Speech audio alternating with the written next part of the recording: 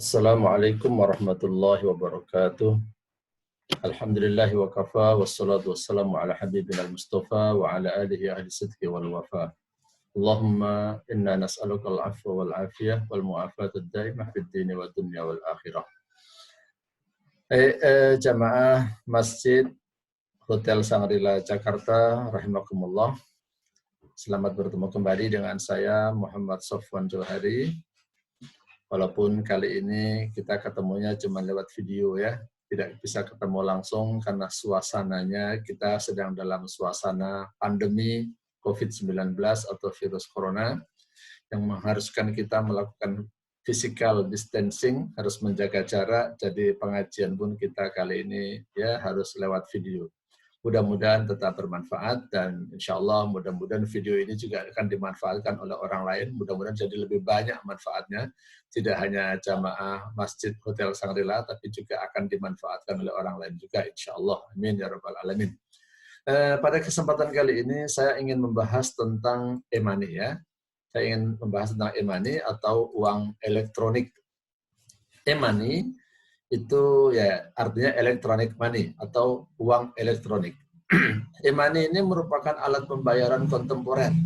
Mungkin boleh saya katakan alat pembayaran yang sah pada saat ini dan paling baru ya. Kalau zaman Nabi, alat pembayaran itu kan cuma dinar dari emas sama dirham dari perak. Ini yang kita ketahui ya. Mungkin boleh jadi ada alat pembayaran yang lain, tapi nggak tahu saya pastinya. Yang kita kenal alat pembayaran di zaman Nabi adalah dinar dan dirham. Paling-paling mereka kalau tidak melakukan jual beli dengan menggunakan alat pembayaran ya barter. Ya, misalnya kurma ditukar dengan onta, itu kan.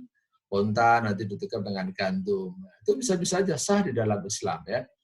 Nah, jadi kembali kepada alat pembayaran. Alat pembayaran di zaman Nabi itu adalah dinar dan dirham. Kemudian alat pembayaran ini berkembang. Ada uang kertas.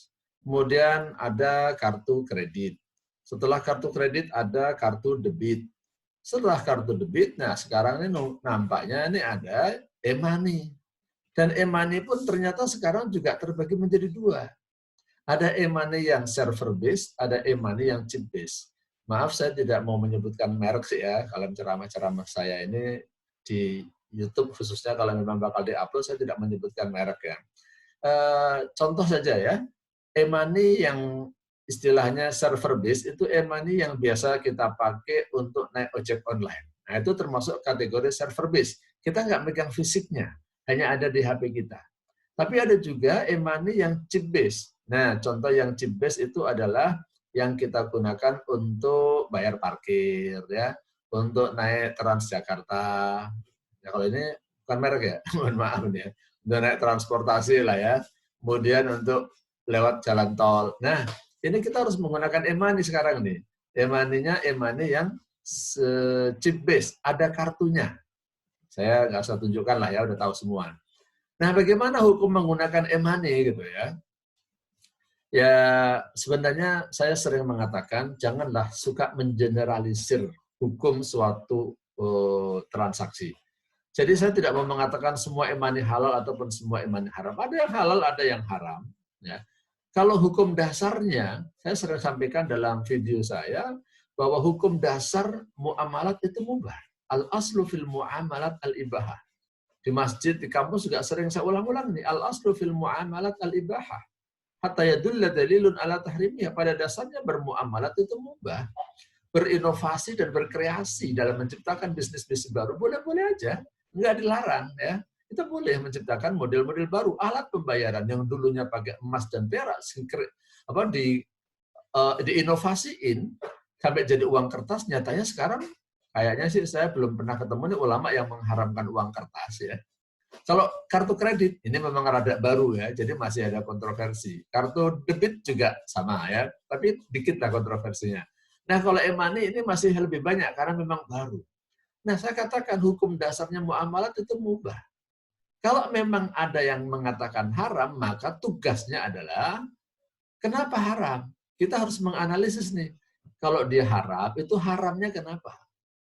Nah, kalau umat Islam mau tetap menggunakan, ya, menggunakan inovasi-inovasi baru, contohnya menggunakan e-money, gimana caranya membuat e-money yang baru tapi bebas dari unsur-unsur yang diharamkan. Nah, kalau memang bisa bebas dari unsur-unsur yang diharamkan, bebas dari maisir, bebas dari gharar, bebas dari, ya bisa halal lah. Maka e-money, saya katakan, bisa halal, bisa haram. Saat ini, kalau kita bicara saat ini, e-money di Indonesia pun ada dua ya. Yang tadi saya katakan bentuknya ada dua, ada yang chip based, ada yang server based. Nah, sekarang secara hukum saya katakan ada e-money yang syariah, ada e-money yang konvensional. Ya, ada e-money yang konvensional itu banyak loh. Saya nggak mau sebutin satu-satu lah ya. Ada e-money yang syariah, itu yang saya tahu baru satu. Tapi kayaknya saya belum pernah dengar iklan-iklannya. Saya tahu kalau perusahaan ini sudah syariah, sudah mengurus izin syariahnya, dan saya juga sudah pernah ketemu dengan salah satu pimpinannya di websitenya di SNMUI sebagai bagian daripada lembaganya MUI yang ngurus bisnis, itu sudah ada daftarnya. Tapi iklannya kok belum gencar ya. Saya nggak tahu apakah memang dia belum jualan atau gimana. Tapi yang jelas sudah ada loh e-money yang syariah. Walaupun yang banyak beredar itu adalah e-money yang konvensional. E-money yang syariah tadi saya katakan yang saya tahu baru satu. Nah, kalau kita bicara tentang e-money yang konvensional, ini nanti perlu kita bahas. Kalau kita bicara tentang syariah, kalau saya sering bilang begini, asalkan sudah mendapatkan label syariah dari DSN MUI, menurut saya masyarakat sudah percaya aja. Seperti halnya kalau ada makanan minuman yang sudah mendapatkan label halal dari MUI, ya udah percaya aja. Kalau misalnya, maaf nih ya, misalnya MUI salah atau DSN MUI salah. Salah itu ada dua kemungkinan. Salah yang sengaja, salah yang tidak disengaja. Kalau salah tidak disengaja kan tidak berdosa. Artinya ijtihadnya salah seandainya saya bilang ya. Mohon maaf nih buat MUI atau DSN MUI. Saya mengatakan seandainya ijtihad salah, kan Rasulullah menjelaskan, idza ijtahadal hakim fa asaba falahu ajran wa idza akhta'a falahu ajrun aw kama qala. Orang yang berkompeten, pemerintah, ya, hakim itu kalau berijtihad, kalau salah dia dapat satu pahala, kalau benar dapat dua pahala. DSN MUI ini kan kolektif, bukan hanya satu dua orang ulama, banyak ulama. MUI itu kan juga banyak ulama, melibatkan ulama dari NU, Muhammadiyah, Al-Wasliyah, Perti, dan banyak sekali ya. Jadi saya sih sikoh, percaya. Kalau sudah ada label halalnya MUI, menurut saya udah halal. Kalau sudah ada label syariahnya dari DSN MUI, itu halal. Jadi istilah halal itu untuk produk-produk barang atau makanan minuman, kalau syariah itu untuk yang jasa ya. Nah, saya kan nggak mungkin memeriksa setiap produk. Misalnya nih, ada minuman, ada label halalnya. Masuk saya harus memeriksa lagi? Ada roti, udah ada label halalnya. Masuk saya harus memeriksa lagi? Saya percaya dengan MUI dan dengan DSN MUI. Kalau seandainya DSN MUI ini salah dalam berijtihad, salah kan nggak dosa. Saya juga nggak dosa, orang saya pengikut. Ya kan? Saya kan cuma masyarakat biasa, ngikut saja ijtihadnya para ulama yang duduk di DSN MUI dan di MUI itu. Kalau seandainya salah mereka disengaja, insya Allah nggak mungkin terjadi lah. Mungkin dibohongin kali, mungkin dibohongin sama perusahaannya. Atau mungkin perusahaannya waktu diperiksa bilangnya begini, tapi kenyataannya berbeda. Nah, itu kan berarti kan kesalahan kebohongan dari perusahaan. Ya kalau perusahaan yang bohong, ya dia yang dosa lah. Itu nggak dosa. Sama dengan kalau saya beli ayam, saya tanya, ini halal nggak? Dia bilang halal.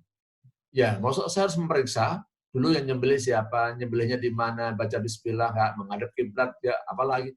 Kan saya nggak mungkin memeriksa sepanjang itu, kan bukan kerjaan saya dan saya juga nggak mampu memeriksa itu. Jadi kalau kita bicara e-money yang syariah, menurut saya sudah buat kita masyarakat halal. Tapi kalau yang e-money yang konvensional, maka ada beberapa isu ya yang ingin saya bahas dalam waktu yang sangat mepet ini ya.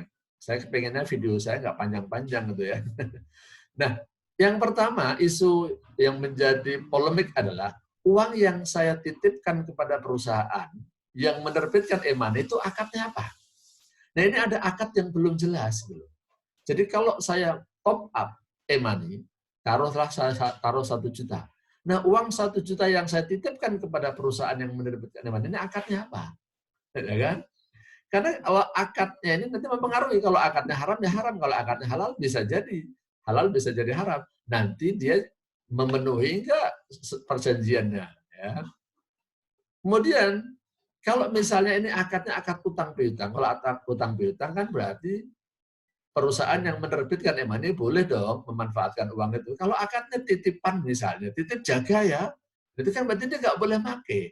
Nah sekarang uangnya dipakai apa enggak? Nah ini isu yang pertama adalah mengenai akadnya, ini yang belum jelas. Yang kedua adalah terkait penyimpanan dan penggunaan uang nasabah. Artinya kalau uang saya taruh di situ, di perusahaan penerbit e-money, terus uangnya ditaruh di mana nih? Di tempat yang halal atau di tempat yang haram? Terus kalau ada bagi hasilnya, ada untungnya, ini buat siapa nih? Ya, ini belum jelas juga. Ya, yang ketiga, isu tentang e-money yang konvensional adalah, sekarang kalau ada dana nasabah yang tidak diambil, atau bahasa lainnya dana-dana tak bertuan. Misalnya saya punya saldo e-money, tinggal 10.000. Karena tinggal 10.000, kartunya rusak atau handphone saya hilang, udahlah saya nggak mau ngurus. Kan berarti duit ada ngendap di situ 10.000. Kali berapa ribu orang? Kalau ada 10.000 rupiah, misalnya kali 1.000 orang udah 10 juta. Duit 10 juta yang ada di perusahaan penerbit e-money ini, akhirnya duitnya dipakai apa nih? Nah, kalau diambil sama dia kan nggak halal loh itu duit saya. Kan ada aturannya, kalau memang ini dianggap harta temuan, nanti masuk ke dalam bab luqoto. Yang keempat adalah mengenai diskon yang diberikan. Nah, ini yang paling sensitif, ini yang paling ramai ya. Diskon yang diberikan ini sebenarnya dari mana nih? Nah, begitu ya. Saya mengatakan tidak semua diskon yang diberikan lewat penggunaan e-money itu haram. Tidak. Ada yang halal, ada yang haram. Jika diskon itu diberikan oleh perusahaan penerbit e-money, mungkin ini yang banyak dibicarakan para ustadz, itu bisa jadi haram. Tapi bisa jadi diskon itu tidak diberikan oleh perusahaan penerbit e-money, tetapi rekanannya. Jadi misalnya ada perusahaan A yang menerbitkan e-money. Saya taruh uang di perusahaan e-money itu 1 juta A. Nah, ketika saya belanja di toko C, ya di toko C, ternyata toko C ngasih diskon kepada saya.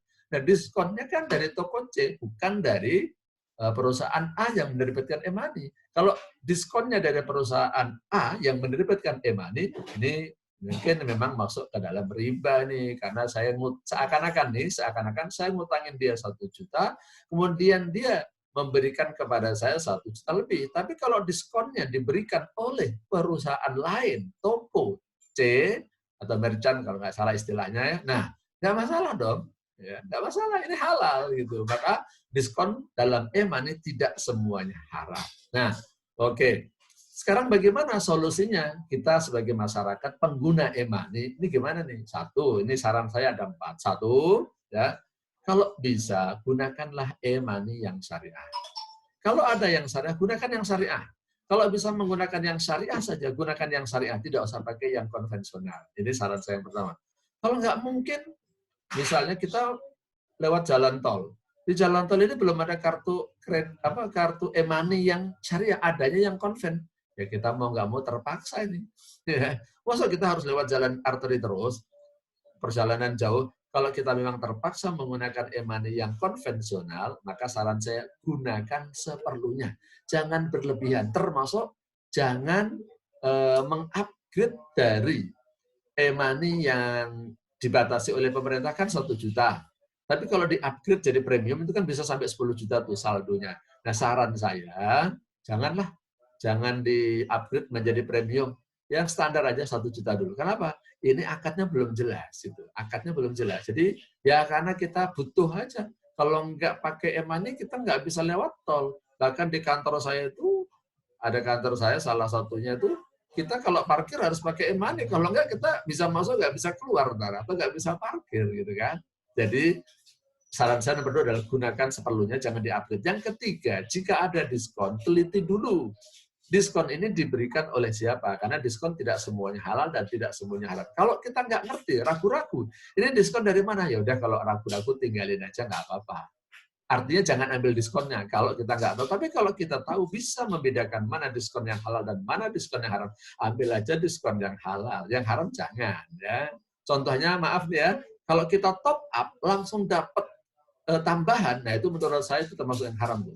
Top up 100.000 dapatnya jadi 110.000 atau 115.000 itu nggak boleh tuh, ya. Kalau diskon atau cashback dari top up itu jelas itu dari perusahaan penerbit e-money.